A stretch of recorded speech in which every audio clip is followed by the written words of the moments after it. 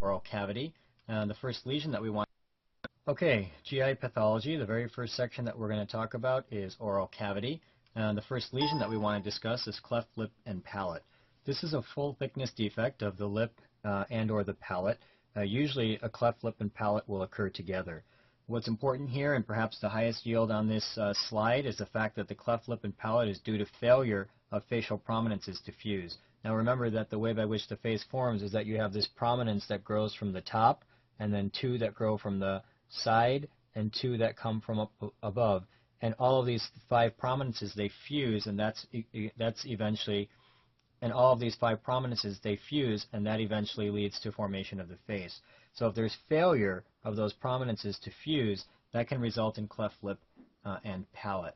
And so the high yield here is the fact that there's this embryology tie-in, so I would remember that the facial prominences are very important in this particular disorder. Here's what a cleft lip and palate looks like. We're all familiar with this image, and this is a classic image here of a cleft lip, and underlying it is most likely a cleft palate.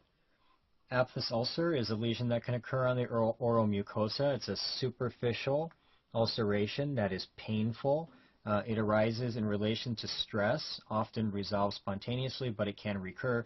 For anyone who has this or who experiences this, you know how painful it can be, and you realize that it'll resolve and sometimes can recur.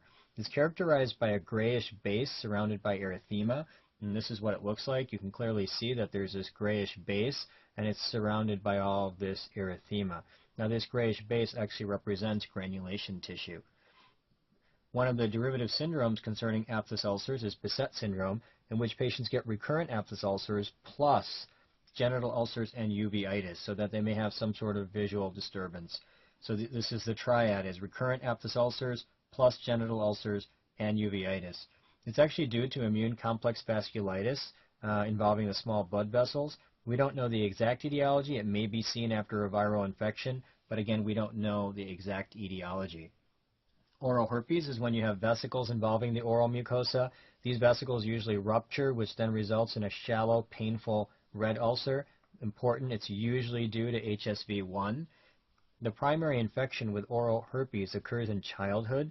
The lesion actually heals, but the virus remains dormant in the ganglia of the trigeminal nerve. This is high yield.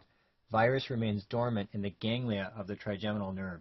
Then what happens is that in the face of stress or sunlight or other types of stimuli, you get reactivation of the virus, and the reactivation of the virus leads to vesicles that usually arise on the lips and are classically called a cold sore.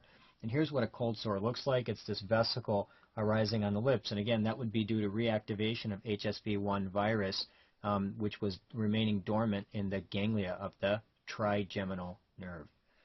Squamous cell carcinoma can also arise on the oral mucosa, and this would be a malignant neoplasm of squamous cells, obviously. Two major risk factors are going to be tobacco and alcohol. Tobacco and alcohol, high yield, major risk factors. The most common location within the oral mucosa is the floor of the mouth. That's where we would most likely expect to see this cancer.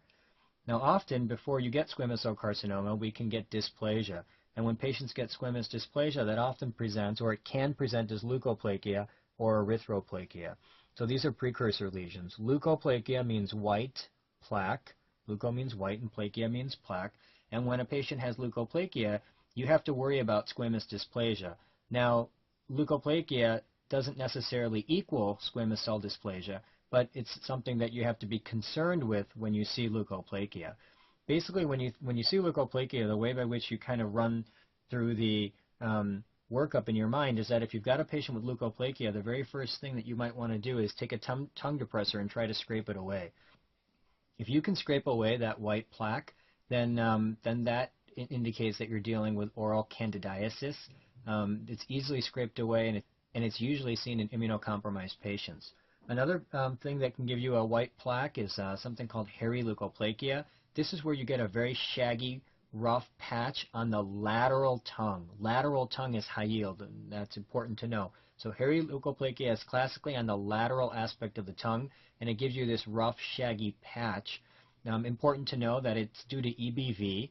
Again, important to know due to EBV, associated with an immunocompromised state, usually seen in patients in an immunocompromised state, and it only represents hyperplasia of the squamous mucosa. There is no dysplasia there.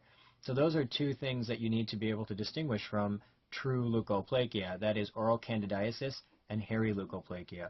When a patient has leukoplakia, and if you're concerned that it might represent squamous dysplasia, of course a biopsy could be performed and you can do the biopsy to rule out carcinoma.